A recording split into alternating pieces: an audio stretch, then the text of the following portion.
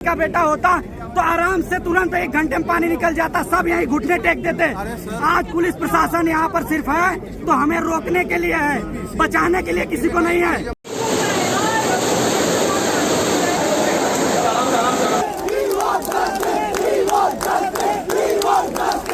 नमस्कार, आप देख रहे हैं दर्श न्यूज। मैं हूं आपके साथ रितेश शर्मा।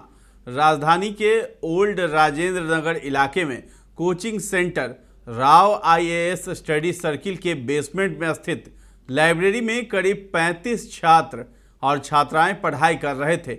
अचानक शनिवार शाम 6:30 बजे के करीब पानी इतनी तेजी से आया कि लगा जलजला आ गया हो। सभी छात्र छात्राएं कुछ समझ पाते कि बेसमेंट में तेजी से पानी भर गया और वे घबराकर टेबल पर चढ़कर जान बचाने की कोशिश करने लगे। जिस रास्ते से छात्र छात्राओं को निकलना था उसी ओर से तेजी से पानी आ रहा था। शनिवार शाम बारिश होने के कारण ओल्ड राजेंद्र नगर में सड़क पर भरा बारिश का पानी अचानक वहां स्थित coaching centre Rao IAS study circle के बेसमेंट में भर गया। उस समय बेसमेंट में बनी लाइब्रेरी में 30 से 35 छात्र छात्राएं मौजूद थे। दिल्ली के राजेंद्र नगर में कोचिंग हादसे के बाद कोचिंग सेंटर के मालिक अभिषेक गुप्ता और कोऑर्डिनेटर देशपाल सिंह को गिरफ्तार कर लिया गया है। कोचिंग सेंटर के बेसमेंट में पानी भरने से 3 छात्रों की मौत हो गई थी, जिनकी पहचान श्रेया यादव, तानिया सोनी और नेविन डेल्विन के रूप में हुई है।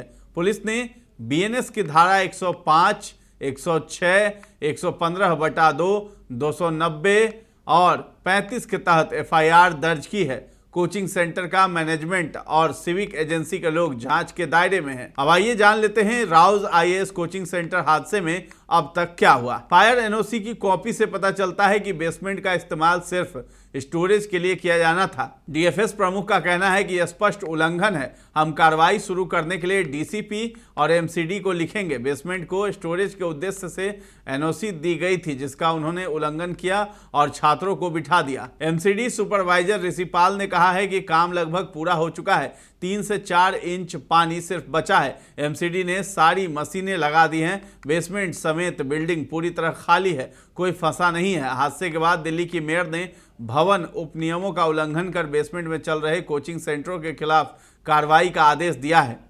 मेयर ने दिए कार्रवाई के निर्देश। दिल्ली के मेयर शैली ओबराय ने एमसीडी कमिश्नर को निर्देश जारी किए हैं। उन्होंने कहा है कि दिल्ली भर में ऐसे सभी कोचिंग सेंटर जो एमसीडी के अधिकार क्षेत्र में हैं और बेसमेंट में व्यावसायिक गतिविधियां चला रहे हैं, जो बिल्डिंग उपनियमों का उल्लंघन कर रही हैं और मानदंडों के अनुरूप नहीं है, उनके खिलाफ तुरंत सख्त कार्रवाई की जानी चाहिए। दिल्ली मेयर ने कहा है कि इस त्रासदी के लिए एमसीडी के कोई अधिकारी जिम्मेदार हैं या नहीं, इसकी तत्काल जांच की जाएगी। दोषी पाए जाने पर उनके खिलाफ कड़ी से कड़ी कार्रवाई की जाएगी। कोचिंग सेंटर के बाहर आरएएफ की यूनिट को तैयार कर दिया गया है, लेकिन इस बीच छात्रों का प्रदर्शन लगातार जारी है। हादसे के बाद से कोचिंग सेंटर के बाहर छात्रों का विरोध प्रदर्शन जारी है। छात्र एमसीडी और कोचिंग सेंटर के खिलाफ नारेबाजी कर रहे हैं। प्रदर्शनकारी छात्रों का कहना है कि एमसीडी ने कहा है कि यह आपदा है, लेकिन यह पूरी तरह से लापरवाही है। एक छात्र ने कहा है कि मैं 2 साल से यहाँ रह रहा हूँ, आधा घंटा बारिश होने पर यहाँ घुटनों तक पानी भर जाता है।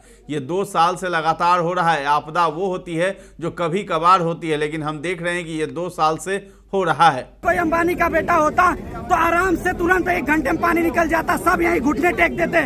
आज पुलिस प्रशासन यहाँ पर सिर्फ है तो हमें रोकने के लिए है, बचाने के लिए किसी को नहीं है। सीपी में कभी पानी जमा होता है। 3 साल से यहाँ मैं हूँ, हमेशा पानी 10 मिनट अगर दिल्ली में बारिश हो तो आरन में पानी डूब जाता है। प्रशासन आइए, उसे कीचड़ में से गुजरना पड़ रहा है। कैमरा आप दिखाए, वहाँ पानी डूबा हुआ है। 1 घंटे से बारिश होती बंद हो गई, सिर्फ ज्यादा से ज्यादा 10 मिनट बारिश, 20 मिनट हुई है। यहाँ पे थोड़ी सी भी बारिश होती है, बाढ़ आ जाता है। हमें उतरने के लिए, लाइब्रेरी जाने के लिए सोचना पड़ता है कि हम कैसे जाएं, कैसे ना जाएं, क्या हो जाएगा।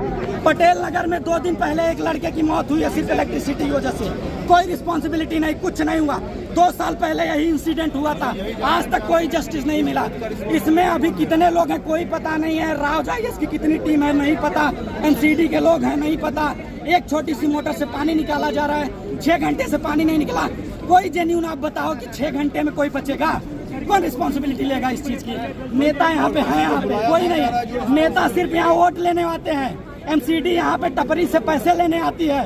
रिस्पॉन्सिबिलिटी के नाम पे कोई नहीं। पुलिस वाले दुकान बंद करने के लिए आते हैं, पैसे लेने के लिए आते हैं, पार्क बंद करने के लिए आते हैं। यहाँ की रिस्पॉन्सिबिलिटी कोई नहीं लेगा। बढ़ता चला जा रहा है, रेंट यहाँ बढ़ता चला जा रहा है। सिक्योरिटी है नहीं, कोई पूछने वाला नहीं। सर देखिए, सबसे पहले हम ये जानना चाहते हैं कि अभी करंट सिचुएशन क्या चल रही है यहाँ की, पहली चीज़। दूसरा ये है कि इसका रिस्पॉन्सिबिलिटी कौन लेने वाला है। रिस्पॉन्सिबिलिटी इसलिए जरूरी है क्योंकि 1-2 दिन पहले ये इंसिडेंसेस हुए थे यहाँ पे पटेल नगर में। आज सेम इंसिडेंस यहाँ पे हो रहा है, बल्कि बड़े लेवल पे ही हो रहा है। वहाँ पे किसी एक बच्चे की डेथ हुई थी, यहाँ पे पूरी कोचिंग क्लासेस में इलेक्ट्रिसिटी फैली और वाटर की वजह से ऐसा प्रॉब्लम हुआ। हम सिर्फ ये बोलना चाहते हैं कि क्या कोई ऐसी शांत रहो। सर, हम सिर्फ ये बोलना चाहते हैं कि इसकी रिस्पॉन्सिबिलिटी कौन लेगा, पहली चीज। और दूसरा ये है कि ये बिजनेस टाइकून्स के ऊपर लगाम कौन लगाएगा। टाइकून्स भी नहीं, coaching mafia. Coaching mafia exactly business ही है उनका। कोचिंग बिजनेस ही बन चुका है, क्योंकि किसी की जान, वो यहाँ पे बच्चा आता है 1.5 लाख 2 लाख रुपए फीस।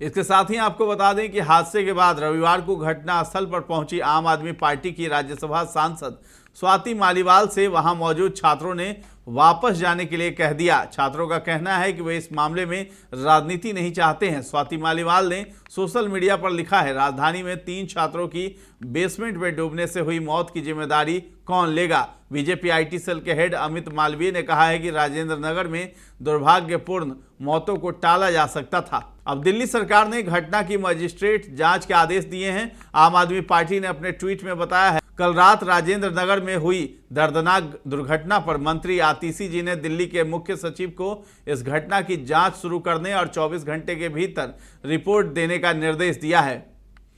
इसके साथ ही दिल्ली से बीजेपी सांसद बांसुरी स्वराज का दावा है कि नाले की सफाई नहीं हो पाने के कारण बेसमेंट में पानी भर गया। उन्होंने दावा किया है कि हफ्ते भर से बार बार यहां के लोग विधायक दुर्गेश पाठक से नाले की सफाई करवाने को कह रहे थे, लेकिन उनकी बात को अनसुना कर दिया गया। उन्होंने कहा है कि यहीं का पानी जाकर बेसमेंट में भर गया।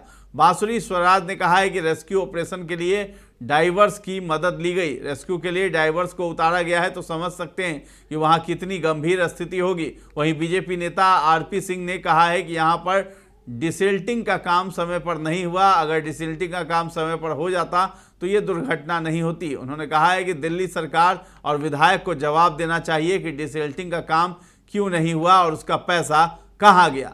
तो इस पर राजनीति होने लगी है, आरोप प्रत्यारोप का दौर चला है, लेकिन ये 3 छात्र जो हैं अपनी जान से हाथ धो बैठे हैं और इसके जिम्मेदार जो हैं वो अभी गिरफ्तार कर लिए गए हैं। अब देखना है कि आगे उन पर क्या कार्रवाई की जाती है। तो फिलहाल इस खबर में इतना ही है। दर्श न्यूज के साथ बने रहें और अभी तक हमारे चैनल को आपने सब्सक्राइब नहीं किया है तो जरूर कर लें। धन्यवाद।